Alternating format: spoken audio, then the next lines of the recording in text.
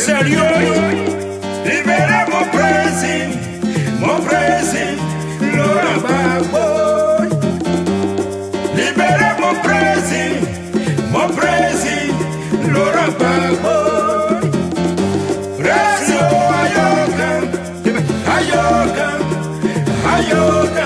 C'est pas tous les arbres de la forêt qu'on abat. Mais qui a dit d'attraper ces messieurs-là?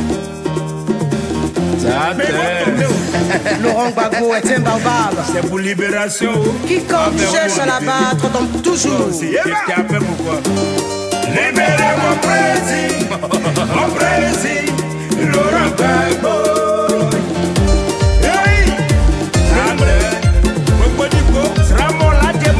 Qui t'a dit? Libérez mon Gbagbo, mon président, l'enfant de maman. Libérez mon Gbagbo, mon président, l'enfant de maman.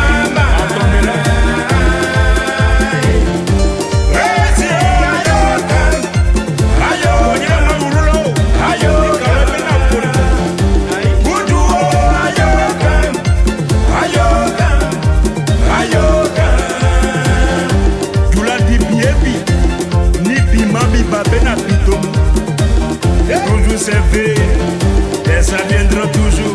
Oh toi, c'est qui sera? Pose-moi. Les potis d'accueil.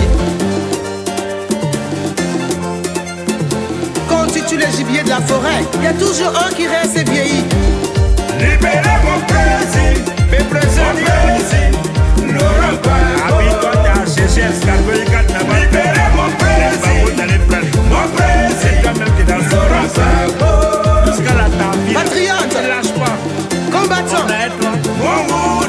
Lyon, ville martyre de la résistance française. Nous sommes le 14 juillet, date anniversaire de la prise de Bastille pour la libération des prisonniers politiques en France. Une date et un symbole qui colle bien avec l'actualité ivoirienne. Et si Abel Naki et ses camarades qui conduisent la caravane de la liberté sont à Lyon ce jour du 14 juillet 2012, c'est aussi bien pour réclamer la libération du président Laurent Gbagbo et de tous ses proches. Mais avant, ce sont les responsables des mouvements et associations de Lyon qui donneront le ton. Vous savez que une lutte ne se fait pas sans la diaspora. La plupart des grands mouvements de résistance ont gagné grâce à la diaspora. Et c'est grâce à la diaspora que nous allons gagner notre combat. Donc Abel Naki, en organisant avec ses camarades, au nom de la diaspora ivoirienne, la journée, ou du moins la caravane de la liberté, c'est pour vous dire qu'il entend impliquer tout le monde. Il nous a fait l'insigne honneur de passer dans notre ville de Lyon. Nous allons dire qu'ici, là, Abel, ici, là, c'est la ville du président. Ici, là, c'est chez Gbagbo. La première fois que Gbagbo a attrapé un bic, c'est ici, à Lyon. C'est sa ville. Son âme est ici. Donc, vous allez applaudir quand même pour la caravane, pour Abel Naki qui s'est déplacé sans relâche, qui se bat, qui se bat. Nous nous battons de façon bénévole. Comme disait le doyen Lalébi, il n'y a pas de salaire en politique, surtout quand on est dans l'opposition. Il n'y a pas de salaire en politique, donc on se bat. Il y en a qui prennent dans leur salaire pour aller à la haie. Les gens pensent que nous sommes des fous, nous ne sommes pas des fous. Nous avons raison. Nous avons trop d'avoir raison, mais nous aurons raison. Ce n'est pas la première fois qu'on vous fait appel. Je me rappelle que lors de la journée des martyrs qui a eu lieu à Lyon, vous étiez environ 500 personnes. Je le dis parce que le CRI panafricain a décidé de dérouler aujourd'hui la caravane de la liberté sur Lyon et on vous a fait appel. Vous êtes à Lyon bien organisé. Organisé au sein de l'association Naïwa, organisé au sein de l'association CIRD, CID, Jeunesse Ivoirienne. Il y a l'association aussi des anciens. Il y a la CIRAL, le CRI panafricain Lyon, le CEPA de Lyon. C'est pas par hasard que je note toutes ces structures-là. Parce que ce sont elles-mêmes qui sont ici. Il n'y a pas que ces structures. Il y a aussi la société civile. Il y a aussi des personnes qui n'appartiennent à aucune structure. Le message, étant le représentant de Laurent Gbagbo à Lyon, le message que je veux vous faire passer, c'est merci. Ne l'oublions pas, n'oublions pas notre père, n'oublions pas Laurent Gbagbo. Vous êtes en train de démontrer qu'à chaque fois qu'il s'agit de la Côte d'Ivoire, des intérêts de la Côte d'Ivoire, à chaque fois qu'il s'agit de la démocratie, vous êtes toujours présent. Je ne vais pas être long pour permettre au camarade Abel Naki de s'exprimer. Bonsoir chers compatriotes et bonsoir les Français. Nous sommes ici ce soir pour supporter une caravane dite caravane de la liberté. C'est pas un hasard si nous sommes à Lyon. Lyon a une histoire dans la résistance française. Lyon a été un bastion de la résistance française. Peuple ivoirien, le peuple ivoirien se bat aujourd'hui pour sa souveraineté. Applaudissez-vous, c'est vous qui nous montrez le chemin à suivre. Je dis souvent, je suis fière d'être française, mais je ne suis pas fière de la politique de la France. Surtout de la politique de la France en Afrique. Il faudra aussi rappeler que Lyon est la ville de naissance du franco-ivoirien Michel Gbagbo, le fils du président Laurent Gbagbo. Et sa mère Jacqueline Chamois est là pour soutenir Abel Naki et ses amis pour cette belle initiative. Lyon, moi-même, sa mère, je suis lyonnaise. Et donc j'ai pensé que c'était une bonne chose que ce soit ancré ici par rapport à lui, par rapport à sa défense. Il faudrait que beaucoup de personnes se mobilisent parce que il faut franchir le mur de l'absence de connaissances en Europe et en France en particulier par rapport à ce qui se passe en Côte d'Ivoire. Beaucoup de gens ignorent qu'il y a des prisonniers politiques en Côte d'Ivoire, beaucoup de gens ne savent pas du tout ce qui s'est passé. Et bon, là, je pense que les choses vont évoluer, peut-être trop lentement à notre goût, mais elles vont évoluer à force de mobilisation et qu'on arrivera à faire sortir Michel de la prison de Bouna, où il est actuellement.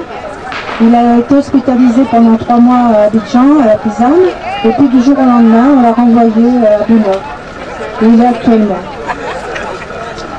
Les nouvelles qu'on a sont indirectes, c'est pas toujours si falsifié, pacifié, bref, c'est extrêmement perturbant. Et par rapport à tout ce qu'il avait déjà subi, ça peut pas aller dans le sens de mieux-être pour lui. Il n'est pas dans de bonnes conditions. Et il n'a aucune raison d'être en prison puisque c'est pas un prisonnier de droit commun. Bon, on ne sait pas en fait. On sait trop pourquoi il est en prison, parce qu'il est le fils de Laurent Gbagbo. Mais bon, c'est pas une raison. Donc encore une fois, je vous remercie tous d'être là. Merci. Et puis on vous dit Merci, on acclame très fort cette dame. Enfin, alors que durant tout le circuit de la caravane, l'accent était mis sur la signature de la banderole de la liberté, Lyon va inspirer la révélation des orateurs de sa génération. Un meeting est improvisé. Ok, on va attaquer maintenant. S'il vous plaît, ovation maintenant pour le concepteur, planificateur, animateur principal, celui qui a eu l'impulsion avec ses collègues, celui qui est... celui qui est la révélation des années 2011-2012, celui qui anime le front de la résistance de la diaspora. J'ai nommé le camarade Abel Naki. Sur vos ovations, s'il vous plaît, du cri particulier. Le camarade Abel Naki. Abel Naki. Le camarade Abel Naki. Est-ce que vous êtes là? Est-ce que les Lyonnais sont là? Oh, je suis très content d'être à Lyon aujourd'hui, 14 juillet 2012. C'est une grande date le 14 juillet pour nous Français, parce que le 14 juillet, c'est la prise de la Bastille. Et la Bastille était un lieu où étaient emprisonnés des prisonniers politiques. Et nous sommes là aujourd'hui, 14 juillet, pour demander la libération des prisonniers politiques en Côte d'Ivoire. Voici le lien symbolique qui nous lie à cette manifestation aujourd'hui, 14 juillet, sur la place Belle. Belle Cour. sommes tous beaux sur cette place. Oui, nous sommes là parce que nous avons mis en place la caravane de la liberté. Je me rappelle de la devise de la France. Dans cette devise, il y a un mot qui se nomme liberté. Après, il y a égalité et il y a fraternité. La liberté doit être la chance de tout être humain. Un être humain doit être libre. Libre de ses choix, libre de ses pensées et libre de ses actions. C'est pour cela qu'on peut dire que ma liberté doit s'arrêter là où commence celle d'autrui. Parce que tout le monde doit être libre. Pourquoi est-ce que dans le monde, il y a des prisonniers politiques? Lorsqu'on parle de prisonniers politiques, ça veut dire qu'il n'y a pas de démocratie. Lorsque dans un pays, vous entendez parler de prisonniers politiques, c'est qu'il y a un dictateur qui est au pouvoir. Lorsque dans un pays, vous entendez parler de prisonniers politiques, c'est que dans ce pays, il n'y a pas de démocratie. Alors je vous informe, chers frères lyonnais, qu'en Côte d'Ivoire, il y a des prisonniers politiques. Donc, je déduis qu'en Côte d'Ivoire, il n'y a pas de démocratie. Je déduis encore qu'en Côte d'Ivoire, il y a un dictateur qui est à la tête du pays. Voici ce que nous sommes venus vous dire. Nous avons deux messages pour vous cet après-midi. La caravane de la liberté est partie depuis Lille, dans le nord du pays, à Lille. Pourquoi le nord? Parce que la rébellion en Côte d'Ivoire est venue du nord. Et nous commençons la caravane au nord pour nouer avec notre histoire. C'est symbolique de commencer au nord. Et nous savons que toutes les mauvaises choses viennent du nord. Mais les bonnes choses aussi viennent du nord. Mais les mauvaises sont plus rapides que les bonnes. Et c'est vers le sud que nous nous dirigeons toujours. Nous sommes en vacances en été en France et toute la France se dirige vers le sud. Parce qu'il fait beau vivre au sud. Il y a le soleil au sud. Il n'y a pas de froid au sud. Il y a la mer au sud. Chers camarades, la caravane de la liberté a pour but de demander la libération du président Laurent Gbagbo et la libération de tous les prisonniers politiques en Côte d'Ivoire.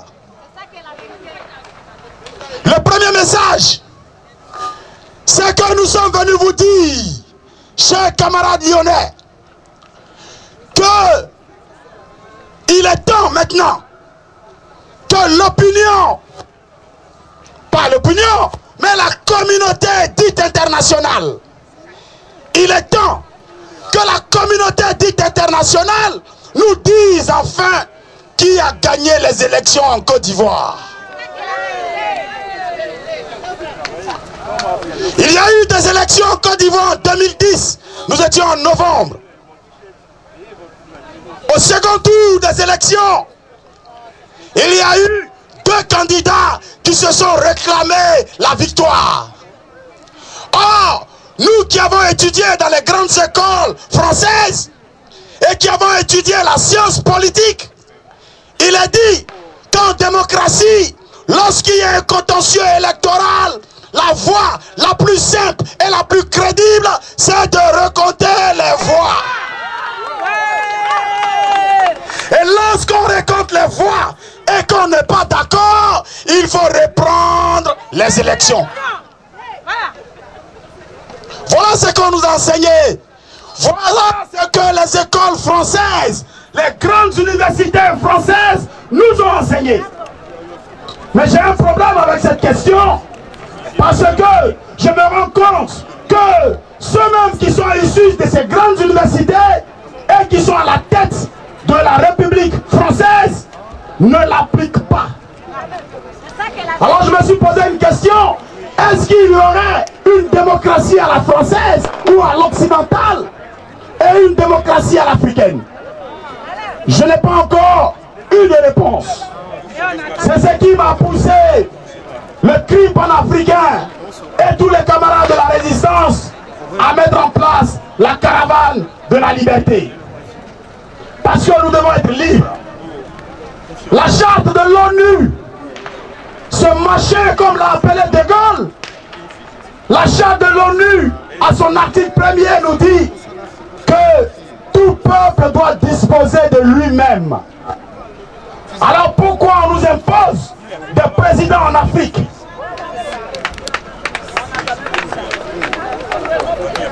La France s'est trompée. En 2007, les Français se sont trompés à mettre au pouvoir un dictateur. La France s'est trompée à mettre au pouvoir en 2007 un seigneur de guerre. La France s'est trompée à mettre un voyou à la tête de sa belle nation que nous aimons tous, Nicolas de Boxa-Sarkozy. Bye bye. Oh, les Français ont eu du mal à le faire partir. Ils ont eu du mal. Et nous leur avons dit, nous, citoyens africains, mais citoyens français, nous leur avons dit que nous avons la solution. Et cette solution, c'était que les Africains, les citoyens français, les afro-descendants, les Antillais, les bannis de la République, tous ceux qui sont venus du monde arabe et qui ont eu la nationalité, nous nous sommes concertés et nous avons décidé de nous inviter dans les élections présidentielles en France. Sinon, les vraies statistiques donnaient 50% à François Hollande et 50% à Nicolas de Boxa-Sarkozy. Il a fallu faire la différence. Les Africains sont rentrés en action. Et nous avons pesé 1,60% des élections et nous avons permis à la France d'avoir un président. Oui, c'est de ça qu'il s'agit. Lorsque vous voyez François Hollande faire son premier discours à la Bastille et que les drapeaux qui pavillonnaient sur son visage sont les drapeaux ivoiriens, marocains, algériens, maliens, c'est parce que nous tenons à cette nation, c'est parce que nous avons tout dans cette nation et nous avons participé à libérer la France.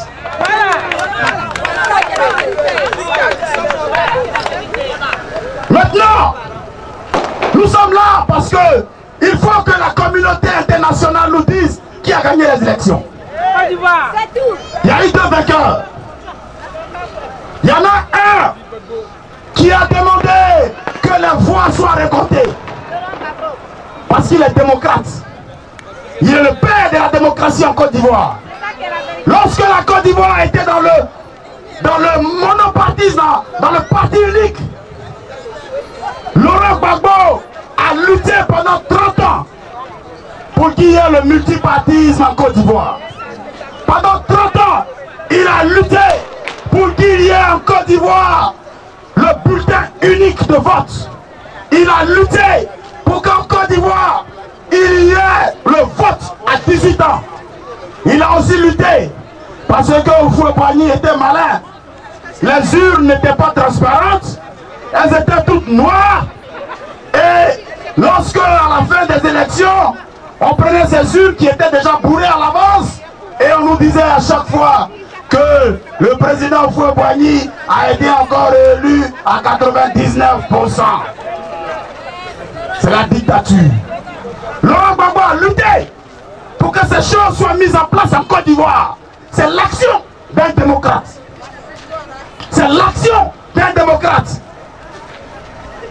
Et ce démocrate a demandé que si effectivement vous pensez que j'ai perdu les élections, si vous êtes sûr de ce que vous dites, je suis prêt à ce qu'on recompte les voix. Le recomptage des voix est universel. Ça a été fait aux États-Unis. Ça a été fait en Haïti. Ça a été fait en Afghanistan. Ça a été fait aussi au Mexique. Et même hier, à Hénin-Beaumont, lorsque Marine Le Pen se plaignait parce que les voix ont été mal comptées, elle a exigé que le vote, le recomptage des voix soit fait. Et ça a été fait. Ce n'est pas pour autant que les pro-Hollande ont pris les armes. Ou ce n'est pas pour autant que les pro-Nicolas Sarkozy ont pris les armes. Ce n'est pas aussi pour autant que les pro-Marine Le Pen ont pris les armes. J'insiste sur le mot pro parce que l'Occident a cette manière de transformer les choses et de parler de pro-Gbagbo et de pro-Ouattara. Nous ne sommes pas des pro-Gbagbo. Nous sommes des pro-Côte d'Ivoire. Et nous défendons la légalité constitutionnelle. Voilà ce que nous sommes. Alors j'aimerais lancer un appel ici sur cette place à tous les médias français occidentaux d'arrêter à partir d'aujourd'hui, 14 juillet, de nous appeler des pro-Gbagbo, sinon ils auront un procès sur leur dos.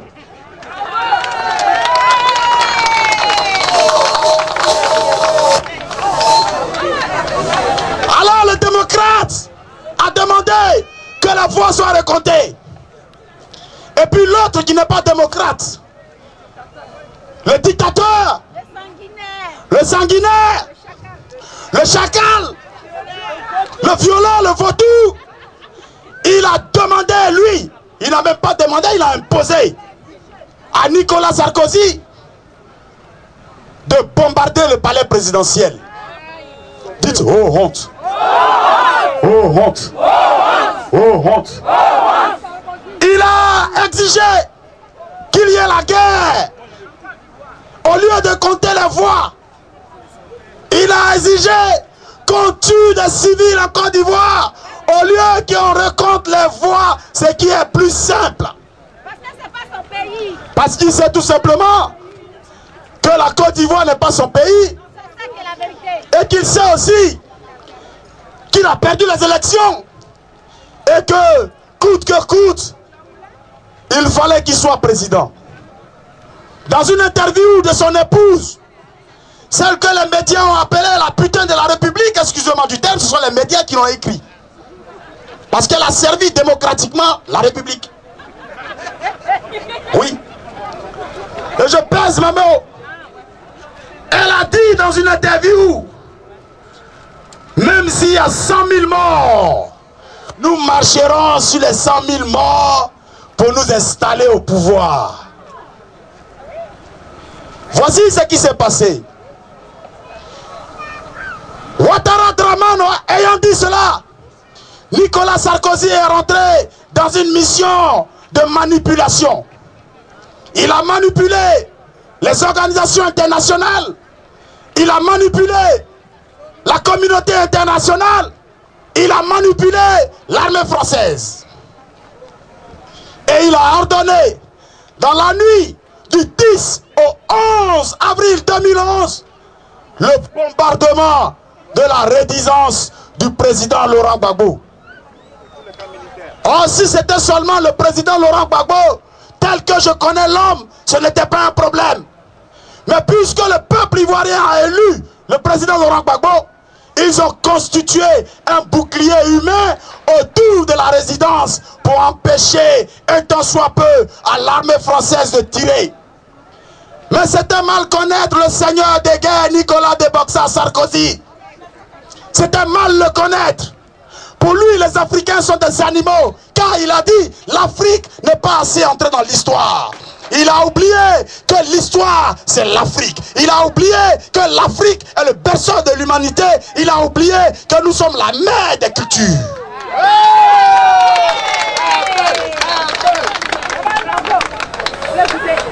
Oui, Nicolas Sarkozy, le seigneur des guerres, n'a pas réfléchi. Et il a bombardé le palais présidentiel. Il a eu cette nuit-là plus de 3000 jeunes qui sont morts. Et les médias poubelles français n'en parlent pas. Bon, maintenant, je peux dire que ces médias ne sont plus trop poubelles, elles ont nettoyé leurs poubelles. Parce qu'elles commencent à comprendre la vérité, le dictateur Nicolas Sarkozy étant parti, les salaires étant libérés, ils ne sont plus menacés par une quelconque expulsion ou un quelconque licenciement. Donc, ils essaient de donner la vraie version de ce qui s'est passé. C'est pour cela que vous allez lire dans le journal Mediapart, ils ont écrit noir sur blanc que Laurent Gbagbo a bel et bien gagné les élections en Côte d'Ivoire.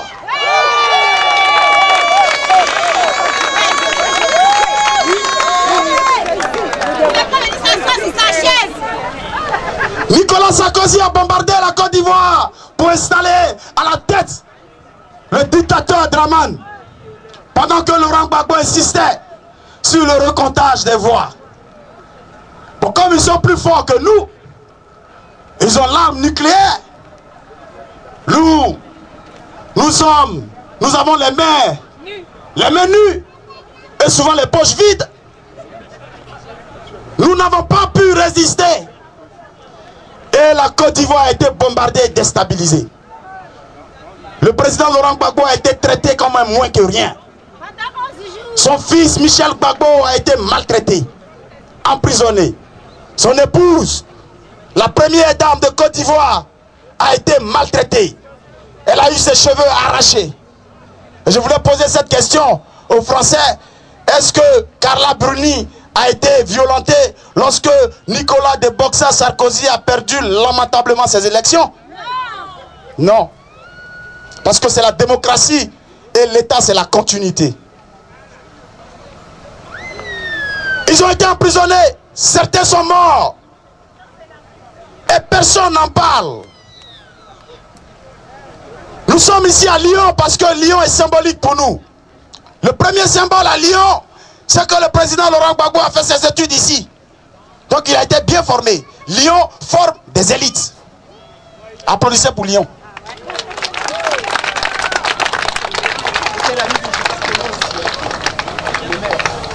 Et il était l'ami du maire Gérard Collomb. Donc si Gérard Collomb est maire, il ne peut pas se promener avec les moins que rien. Si Laurent Gbagbo a pour ami Gérard Collomb, c'est que Laurent Gbagbo est une élite. Voilà. Le deuxième symbole de Lyon, c'est que Lyon est une vraie poche de résistance, parce que je me souviens d'un nom. Jean Moulin, ça vous dit quelque chose à Lyon? C'était grand résistant. Lyon était notre symbole, parce que la dame que vous avez vue tout à l'heure, française de souche, ses parents français, eux-mêmes nés de parents français, et ses parents eux-mêmes nés de parents français. Lorsque Laurent Gbagbo était encore jeune et qu'il était encore beau garçon, Madame Chamois, il vous a rencontré, il était intelligent, il était beau, et avec lui vous avez fait un charmant garçon. Applaudissez ça.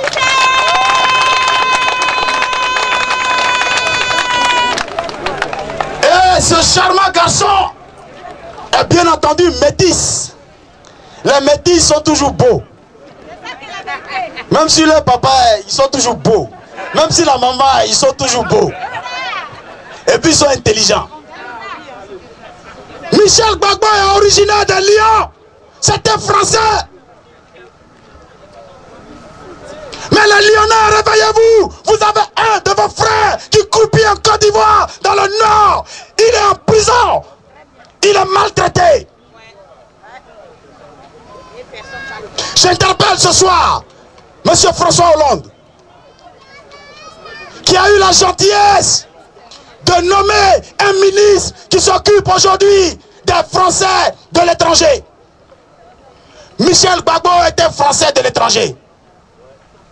Michel Gbagbo est Français et il est à l'étranger.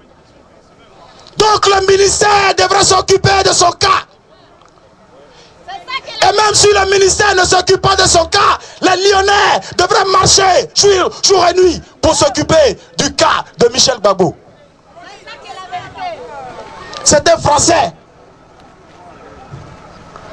Si Christian Taubira à la peau noire peut briguer le plus gros ministère, le ministère de la Justice, c'est que la France est quand même une nation multicolore. En plus forte raison, Michel Gbagbo, qui est encore un peu blanc. Réveillez-vous. Le monde évolue et vous dormez, chers camarades lyonnais. Le monde avance et vous dormez. Vous avez un frère qui croupit dans le nord de la Côte d'Ivoire. Il a été kidnappé, il a été enlevé. Michel Gbagbo est un otage de Dramane Ouattara.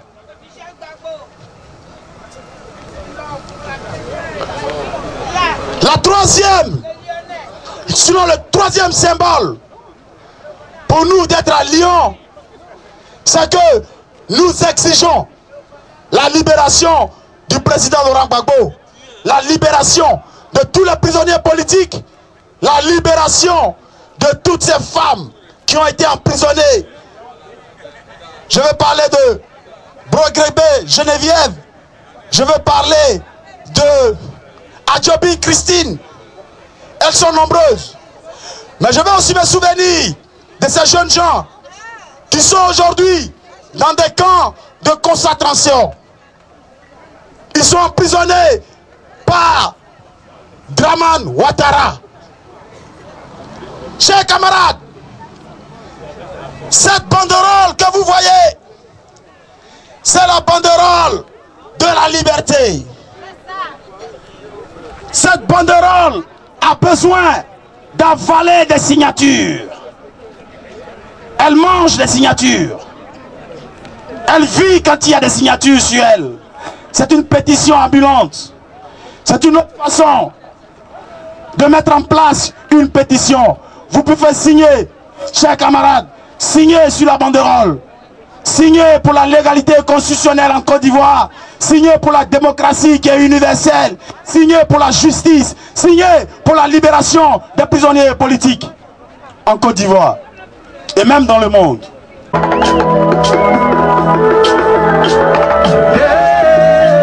suis fier d'être ivoirien.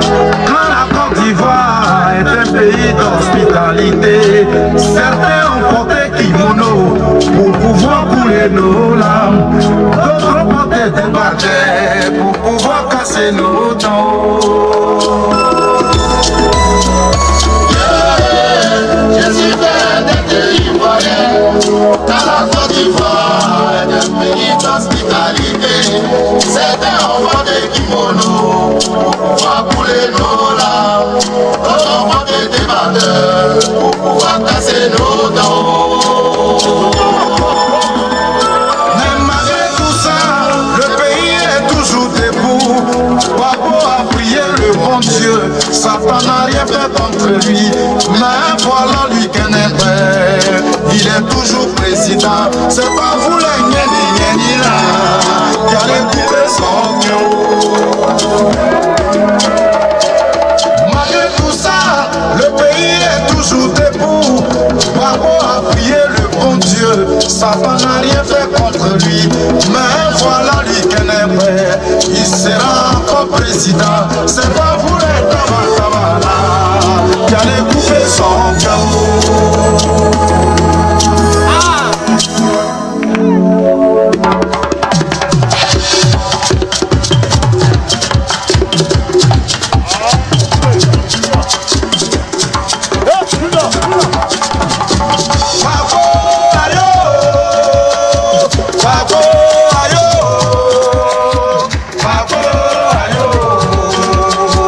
Bravo,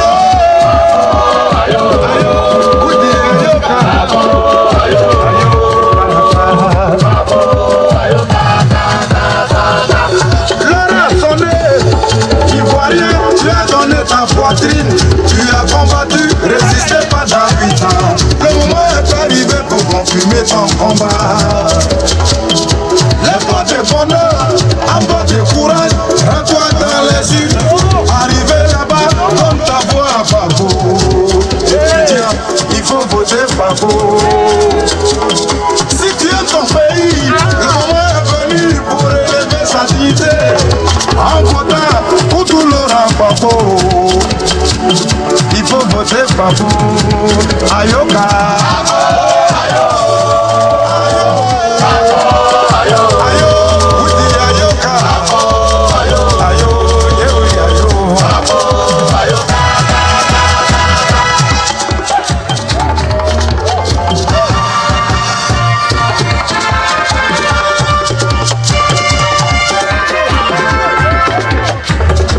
Allons-y voter. Malik, faut donner ta voix. Allons-y voter. Afrique sans vote, donner ta voix. Allons-y voter. Il faut donner ta voix. Allons-y voter. Il faut donner ta voix.